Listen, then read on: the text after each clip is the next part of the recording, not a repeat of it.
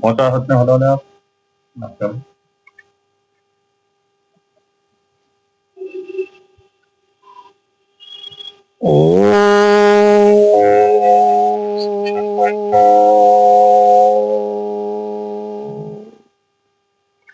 ओम तत्सत।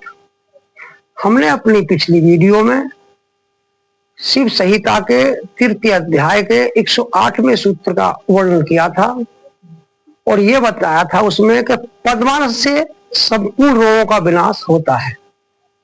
आज हम पद्मासन किस किस तरह से किस किस स्टेज पर रोगों को दूर करता है वो बताएंगे। जो पद्मासन लगता है, पद्मासन लगा के साधारण आसन में हम बैठते हैं, उसके बाद ओम का मानसिक सिमरन करते हैं और शरीर को ढीला छोड़ देते हैं। और जैसे जैसे सिमरन हमें हमारी सांसों में घुलता जाता है, जैसे ही हमारी सांसों में घुलेगा तो फिर हमारा शरीर अपने आप सुतह हमें कुछ करने की जरूरत नहीं है, सुतह अपने आप शरीर दाएं बाएं इधर उधर हिलना शुरू हो जाएगा। जब हमारा वो शरीर हिलना शुरू हो जाता है तो उससे हमें फिर उसे ढीला छोड़ देना चाहिए और उसको होने देना चाहिए। अब धीरे धीरे क्या होगा, उसकी जो अशुद्धियां हैं, जहां पर अशुद्धियां होगी ओम वही काम करेगा।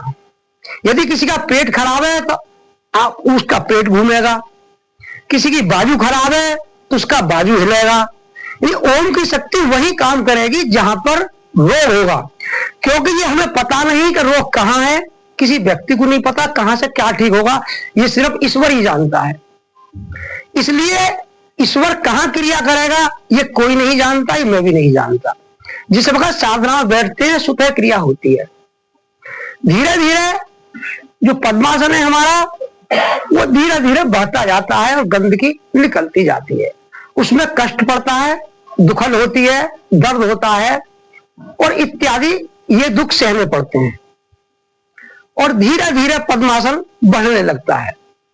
जब हमारा पद्मासन इसी क्रम से धीरे धीरे बढ़ता हुआ लगभग 1.5 घंटे तक पहुंच जाता है तो फिर जो ओम है, जो परमपिता परमेश्वर है, उसकी ध्वनि सुनाई देती है ब्रेन खोपड़ी के अंदर। जब वो ध्वनि सुनाई देती है हमारी खोपड़ी के अंदर, इसका मतलब है हमें ईश्वर साक्षात्कार होने लगा। यानी कि हमारा ओम जो है वो शरीर में समा गया और उससे हमें ब्रेन में आवाज आने लगी। जब हमारी ब्रेन के अंदर अर्थात खोपड़ी के अंदर आवाज आने लगती है तो शुरू में क्या होता है, वो आवाज कभी बंद हो जाती है, कभी आती है, लगातार नहीं आती है। जैसे मान लो 15 दिन आवाज आई तो 15 दिन के बाद वो आवाज अपने आप आनी बंद हो जाएगी, फिर आवाज आनी शुरू हो गई, फिर महीना भर के लिए या 15 दिन के लिए आनी शुरू। इस तरह से क्रम चलता रहेगा। एक लंबे अंतराल के बाद, ये साधना पर डिपेंड करता कौन कितनी साधना करता है, एक लंबे अंतराल के बाद वो जो खोपड़ी के अंदर ध्वनि आ रही है वो लगातार आने लगेगी, 24 घंटे आने लगेगी।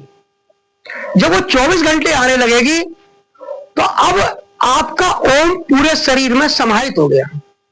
जब वो ओम पूरे शरीर में समाहित होने लगता है तो आपके विचारों में बहुत बड़ा चेंज आने लगता है।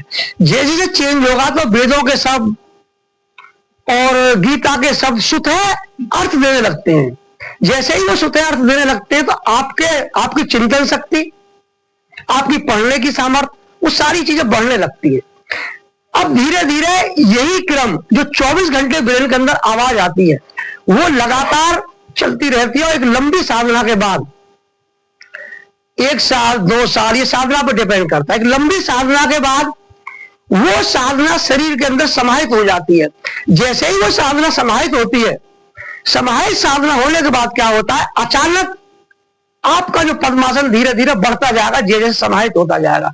जैसे ही पद्मासन आपका 3 घंटे पहुंचेगा, 3 घंटे जैसे ही आपका पहुंचेगा पद्मासन, तो 3 घंटे पहुंचने के बाद एक विचित्र एक एहसास होगा आपको कि आपकी नींद घटकर 3 या 4 घंटे रह जाएगी और भूख भी आपकी घट जाएगी और आपका ब्रह्मचर्य कंट्रोल हो जाएगा। इसको जो हमारे पतंजलि ऋषि हैं, ब्रह्म ऋषि पतंजलि, उन्होंने बोला है ब्रह्मचर्य प्रतिष्ठा वीर्य लाभ है। यानी ब्रह्मचर्य प्रतिष्ठित होने पर वीर्य लाभ होता है। ब्रह्म मतलब परमपिता परमेश्वर ओम, और प्रतिष्ठित शरीर में प्रतिष्ठित होने पर, जब वो शरीर में प्रतिष्ठित हो जाता है तो फिर हमें वीर्य लाभ होता है, अर्थात हमारा वीर्य स्खलन नहीं होता है। उस समय हमें एक शक्ति आती है। तो ये मोक्ष की पहली स्टेज है, शुरुआती स्टेज पर यह बोली जाती है मोक्ष स्थिति। यहां पर आकर हमारे रोग सूक्ष्म हुए हैं। जब वो हमारे रोग सूक्ष्म हुए, वो रोग खत्म नहीं हुए, अभी रोग है लेकिन रोग सूक्ष्म हो गए। रोग सूक्ष्म होने का मतलब है कि रोग आप पर हावी नहीं है। रोग हावी नहीं है अर्थात इसका मतलब यह है कि आपके अंदर वो सूक्ष्म रूप से आपको ना तो बुखार आएगा, ना कोई बड़ा रोग होगा, आपको कुछ इस तरह की तकलीफ नहीं होगी, लेकिन रोग तो आपको है। अब जो मोक्ष की स्थिति आपकी आई है और जो आपका ब्रह्मचर्य कंट्रोल हुआ है, जो ओम पूरे शरीर में समाया हुआ है, हमारा ब्रह्मचर्य तब स्थापित होगा। जब पूरे शरीर में ओम समा जाता है, ब्रह्मचर्य स्थापित हो जाता है, उसको मोक्ष की प्रथम अवस्था भी बोल देते हैं और उसको ब्रह्मचारी भी बोल देते हैं। भिन्न भिन्न भाषा में उसका ऐसे वर्णन किया जा सकता है। मोक्ष के बाद अब जो स्थिति चलती है, अब हमें नया रोग कोई नहीं बनेगा, यानी हमें मोक्ष प्राप्त हो गया। मोक्ष प्राप्त होने के बाद हमारा कोई भी नया रोग नहीं बनेगा। जो हमारे रोग पुराने थे वो सूक्ष्म हो गए, अब वो हमारे बिल्कुल समूल नष्ट होने शुरू हो जाएंगे, वो बिल्कुल नष्ट होने शुरू हो जाएंगे। इसी बात को ब्रह्म ऋषि कपिल ने अपने सांख्य दर्शन में पहले अध्याय में बताया है। तीव्र दुख, अत्यंत पुरुषार्थ, अत्यंत निवृत्ति, अर्थात तीन दुखों को अत्यंत पुरुषार्थ करने से अत्यंत निवृत्ति हो जाती है। तीन दुख तीन ही होते हैं जीवन में दुख। एक जन्म का दुख, जन्म के समय बड़ी दिक्कतें आती हैं। एक रोग और बुढ़ापा, ये हमारा दुख बहुत है। और एक होता है मरण के समय। ये तीन ही दुख होते हैं। अब जब ये तीन दुख होते हैं तो रोग बुढ़ापा है, तो जो हमारा रोग है, जो हमारा रोग सूक्ष्म हो गया है, मोक्ष की स्थिति होने के बाद वो सूक्ष्म जो रोग हुए थे, अब उनका समूल विनाश होना शुरू हो जाता है। धीरे धीरे वो विनाश होने लगेगा। जब उसका विनाश धीरे धीरे हो जाएगा, जो उसकी अंतिम अवस्था होगी, जो उसकी अंतिम अवस्था होगी, उसे कहते हैं रोगों से मुक्ति। उसी बात को भंगपाल शंकर ने अपने जो सूत्र में कहा है, इदं पद्मासन प्रोक्तम सर्व व्याधि नाशनम, अर्थात पद्मासन लगाने से सभी व्याधियों का नाश हो जाता है।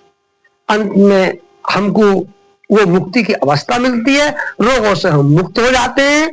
उस समय हमारा शरीर यौवन की तरह हो जाएगा और हमारा शरीर एक यंग जैसे आदमी 25-30 साल का होता है, उसके अंदर तब भी रोग मिल जाएंगे, लेकिन जो इस साधना के द्वारा चलेगा उसके अंदर कोई भी रोग नहीं मिलेगा। और अब मेरी जो अगली वीडियो आएगी वो आएगी वैदिक सभ्यता का इतिहास। यदि मेरी वीडियो अच्छी लगे तो लाइक करो, सब्सक्राइब करो, और यदि कोई बात पूछनी है तो कमेंट्स करो।